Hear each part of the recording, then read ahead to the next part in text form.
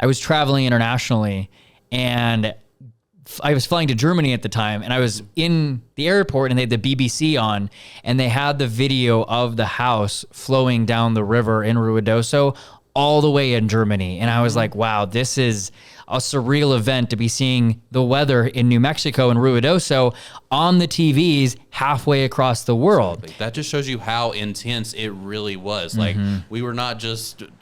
New Mexico wasn't just focused on this flooding. The entire country, the entire world pretty much, somewhere had something to say about it because it was that big of an impact. Yeah, and I hate to use the cliche too that it's the perfect storm, but it really is the perfect storm because you're talking about earlier how you get these thunderstorms to develop first over the mountains during the monsoon because you get the heating along the mountain.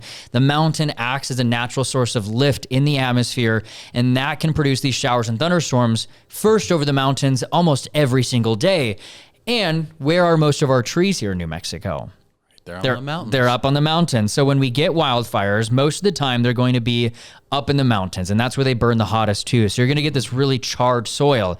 And it was an interesting study that they were looking at during the Hermit's Peak Calf Canyon wildfire specifically too, is that after that, they were hypothesizing that that burn scar actually created its own weather during the monsoon because you get the heating off of the charred ground on the wildfire burn scar, and that actually increases the temperature, causes the air to rise faster, and can produce showers and thunderstorms earlier than anywhere else. So I'm really curious if maybe that played a role into this year's monsoon season with the burn scars down around Ruidoso. But again, the reason for the flash flooding was the burn scar. So what happens when those fires go through these mountainous areas and all the trees is that it can burn really, really hot because you have all this vegetation, and it can strip the trees down. It can burn anything that's on the ground and on the trees as well. And what happens when it burns that hot is that it essentially creates like a sealant on the top of that soil, and that doesn't allow for any water to soak in. So when it does rain, Josh...